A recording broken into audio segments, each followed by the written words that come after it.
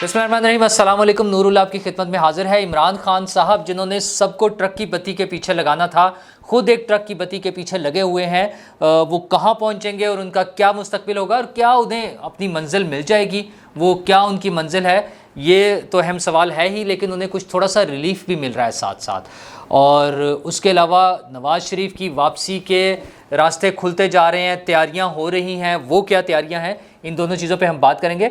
इमरान खान साहब, आपने देखा कि उनकी टोन तो तब्दील नहीं हो रही, वो तो वहीं खड़े हैं कि वो जिन्होंने साजिश की थी उनको माफ़ नहीं करना, जिन्होंने पाकिस्तान के ख़िलाफ़ साजिश की वो उससे बाज नहीं आ रहे हैं। लेकिन वो फाइनल कॉल भी नहीं दे रहे हैं। उन्होंने जिन लोगों को लेकर इस्लामाबाद पे चढ़ाई करनी थी, और उनके लोगों ने बताया ना, सब ने, कि हम ब्लॉक कर देंगे, हमारे पास दो हुकूमतें हैं और फिर इस्लामाबाद से ना कोई निकल सकता है ना कोई एंटर हो सकता है। फवाद चौधरी साहब का जो ट्वीट था, आपको याद होगा, फवाद चौधरी साहब का कहना यही था कि इस्लामाबाद में जो रहने वाले लोग हैं वो इस्लामाबाद से निकल नहीं सकेंगे। क्यों नहीं निकल सकेंगे? क्योंकि हम घेराव कर लेंगे। फिर इमरान खान साहब बार बार कहते हैं कि मैंने तैयारी कर ली है, मैं आ रहा हूँ और मैं कुछ नहीं छोड़ूंगा और पता नहीं क्या करके रख दूंगा। वैसे तो 25 मई से ये मामला चला था, जब उन्होंने वहाँ पे चढ़ाई करनी थी इस्लामाबाद पे, और वो फिर उसके बाद केस भी बने, फिर वो माफ़िया मांगनी शुरू हुए और उसमें धमकियाँ दी और सारा कुछ किया उन्होंने। लेकिन नतीजा क्या निकला? नतीजा ये निकला कि इमरान खान साहब को माफ़िया मांगनी पड़ रही हैं। और वो जो ज़ेबा चौधरी साहिबा की अदालत में गए थे ना, तो माफ़ी कबूल हो गई है उनकी। माफ़ी इस तरह कबूल होगी कि इस्लामाबाद हाई कोर्ट में आज पेशी थी, उनकी तौहीन अदालत केस की और उसमें तौहीन अदालत से उन्हें वो केस खारिज हो गया है। लेकिन अब सूरत हाल ये देखें कि इमरान खान साहब ने ना ही गैर मशरूत माफ़ी मांगी, और वो जो उनका एक ड्रामा था कि वो एक अदालत में पहुँचे हैं बग़ैर किसी इतला के, बग़ैर बताए हुए, और वहाँ जाके रीडर को ये कहकर आ गए हैं कि ज़ेबा चौधरी साहिबा से कहिएगा कि मैं आया था, इमरान खान आया था और माजरत करने आया था। भाई इस तरह से तो नहीं हो रहा होता ना। तौहीन अदालत के केसेस हमने पहले भी देखे हैं, हमने सियासी रहनुमाओं को उस पर सज़ाएँ मिलते हुए और नाअहल होते हुए भी देखा है। तो ये कौन सा अनोखा लाडला है कि उसको तौहीन अदालत केस से बड़ी आसानी से बरी कर दिया है। ना उन्होंने माफ़ी मांगी है, अदालत ने कहा कि हम मुतमईन हैं। वैसे तो ये वो अदालत है जो इस केस की जो बुनियाद है, जो कानून है तौहीन अदालत का, उसको ही नहीं मानती।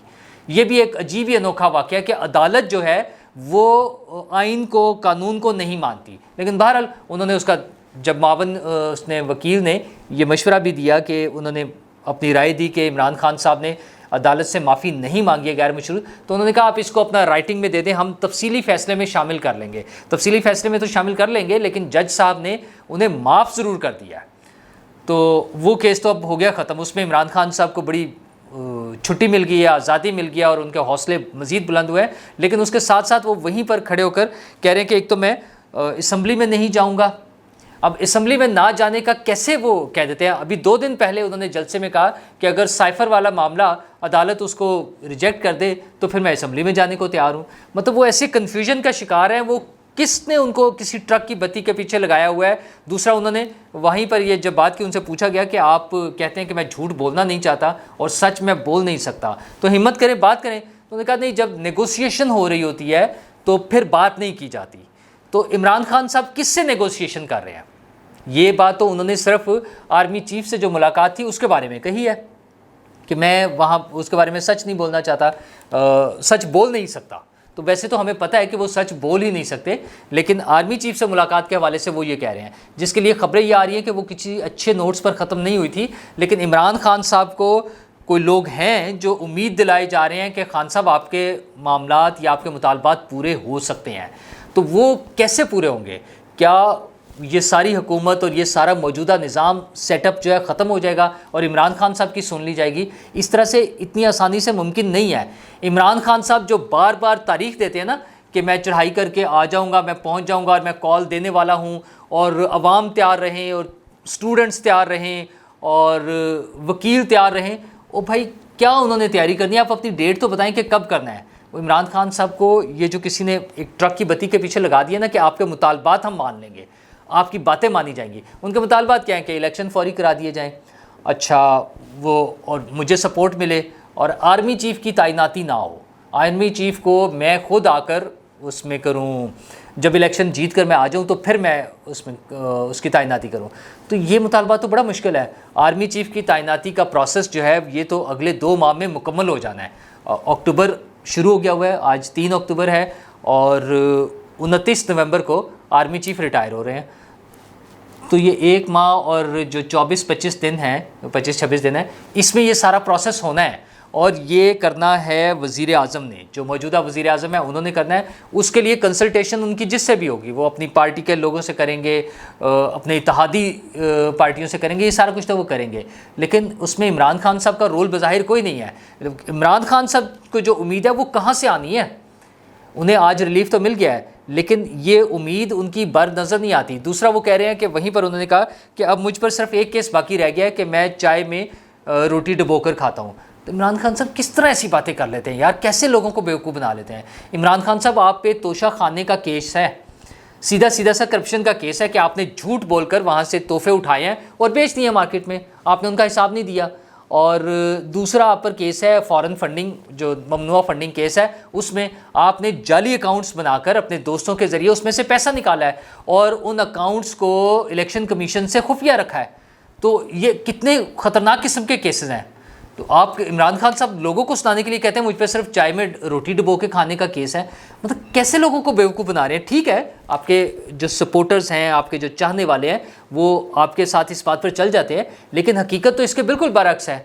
आप चाहते थे कि आपको तौहीन अदालत केस में, जैसे आप उस पर इलेक्शन कमीशन की भी बार बार तौहीन कर रहे हैं, इस किस्म के केस में आपको सज़ा हो जाए, लेकिन असल में आपने जवाब देने हैं तोशा खाना के, आपने जवाब देने हैं वो जो है ममनुआ फंडिंग केस के, आपने जवाब देने हैं जाली अकाउंट्स के।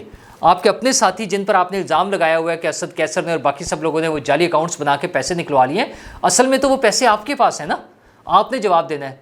तो केसेस तो आपके पास। अब जो ताज़ा तरीन ये हो रहा है, ये जो वो जो है लीक्स आ रही हैं, उसके जवाब देने आपने कि साइफ़र के हवाले से जो आपने स्टोरी बनाई है, झूठ बोलते रहे और वो कैसे मैनिपुलेट किया, खुद से बनाए मिनट्स बनवा के उसको सारा कर लिया, उसका जवाब देना है आप पर। तो ये भी इल्ज़ाम बनेगा कि वो जो साइफ़र गया कहाँ है, जो उधर से वज़ीर आज़म हाउस से कैसे गायब हो गया है।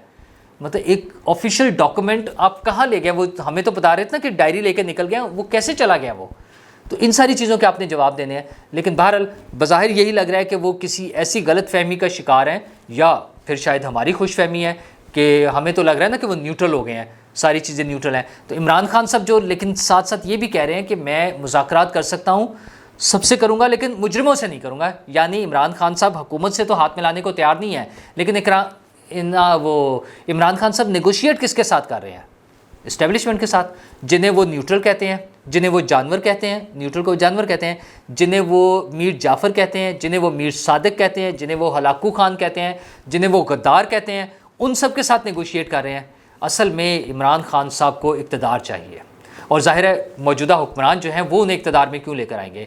तो वो हर उस ताकतवर के जाकर पाँव पकड़ने को तैयार हैं, उनसे नेगोशिएट करने को तैयार हैं, उनसे मुज़ाकरात करने को तैयार हैं, जो उन्हें वापस किसी तरह इक़्तिदार में ला सकते हैं। लेकिन ये गेम अब थोड़ी सी मुश्किल हो गई है और गेम में मज़ीद प्लेयर इन हो गए हैं। वो जो न्यूट्रलिटी की वजह से ना लेवल प्लेइंग फील्ड नहीं मिल रहा था, वो चीज़ें अब क्लियर होती जा रही हैं। मरीम नवाज़ को आपने देखा है कि उनका आज पासपोर्ट भी वापस हो गया है। पहले उन पर वो जो केस ख़त्म हुआ, उन पर एवन फील्ड का केस वो ख़त्म हो गया उन पर से, और आज उन्हें अपना पासपोर्ट भी वापस मिल गया है। अच्छा, वो ऐसी चीज़ों के लिए 3.5 साल जितना भी अरसा गुजरा है, कोई उस पर कार्रवाई आगे नहीं की। वो पासपोर्ट रखने के बाद फिर कोई कार्रवाई होनी चाहिए था नैब की तरफ से, या जो भी मुतलका इदारे थे उस पर कोई चलान पेश होता, कोई फ़र्द जुर्म लगती, कोई केस आगे चलता, कुछ भी नहीं है, क्योंकि कुछ है ही नहीं। सिर्फ उन्हें रोकना था और वो ब्लैकमेलिंग थी। तो मरीम नवाज़ का पासपोर्ट वापस मिल गया, वो जा रही हैं लंदन, और ये बात है नवाज़ शरीफ साहब की वापसी की तैयारी की कि अब वो वापस आएंगी तो नवाज़ शरीफ साहब के साथ आएंगी। अच्छा, पॉलिटिकल चूँकि ज़रूरी होती है ना, कुछ चीज़ें ऑप्टिक्स के लिए बड़ी ज़रूरी हैं। जैसे इसहाक डार साहब वापस आए वज़ीर आज़म शहबाज शरीफ के जहाज़ में, मतलब उनके लिए कोई मसला, उन्होंने टिकट भी बुक कराई हुई थी एक दिन बाद की, तो वो अपने जहाज़, वो जो प्राइवेट जहाज़ हैं, सॉरी जो कमर्शियल जहाज़ हैं, उस पर भी आ सकते थे ना, लेकिन वो जो पॉलिटिकल एक ज़रूरी होता है दिखाने के लिए, उसके लिए वो आए। तो इसी तरह नवाज़ शरीफ की वापसी की तैयारियाँ शुरू हैं। पार्टी इस बारे में भरपूर तैयारियां कर रही है, इंटरनल उनकी सारी डिस्कशन चल रही है, उसके कानूनी पहलू देखे जा रहे हैं। तो जो सबसे बड़ी एक रुकावट थी, जो हम लोग भी जिस पर एतराज़ करते थे कि ये कैसी पार्टी है कि मरीम जा नहीं सकती बाहर और नवाज शरीफ साहब वापस नहीं आ सकते और इसहाक डार साहब वापस नहीं आ सकते, तो वो एतराज़ात ख़त्म होते जा रहे हैं। इसहाक डार साहब वापस आ चुके हैं, मरीम नवाज़ अब लंदन जाएंगी ज़ाहिर अपनी फैमिली से मिलने, उनके भाई उनके वालिद वहाँ हैं, और उसके बाद वो नवाज शरीफ के साथ आएंगी, नवाज शरीफ साहब के साथ वो एक जहाज़ में आएंगी। तो फिर एक इलेक्शन कैंपेन शुरू होगी, फिर मुकाबला शुरू होगा ना सियासी उस पर। लेकिन क्या उस वक्त तक इमरान खान साहब मैदान में होंगे? क्या इमरान साहब को कोई सज़ाएं नहीं होंगी? उनके जो केसेस हैं, जिस तरह से वो फॉरेन फंडिंग केस था 8 साल लटका रहा, क्या अभी भी वो लटका रहेगा? और क्या ये सब कुछ एक नेगोशिएशन और एक गिव एंड टेक के तहत चल रहा है? ये सारी चीज़ें देखने वाली हैं। क्या नून लीग NRO देगी इमरान खान साहब को? नून लीग की तरफ से तो ऐसा नहीं नज़र आ रहा। तो क्या इमरान खान साहब इस्टेब्लिशमेंट से NRO लेने में कामयाब हो जाएंगे? वो जो हमेशा लोगों पे शोर मचाते रहे हैं NRO के हवाले से, क्या वो खुद NRO लेकर कामयाब होंगे और वो वापस दोबारा इक़्तिदार में आने की अपनी ख्वाहिश पूरी कर सकेंगे? अगले चंद दिनों में ये सूरत हाल वाज़ेह होकर हमारे सामने आ जाएगी। शुक्रिया।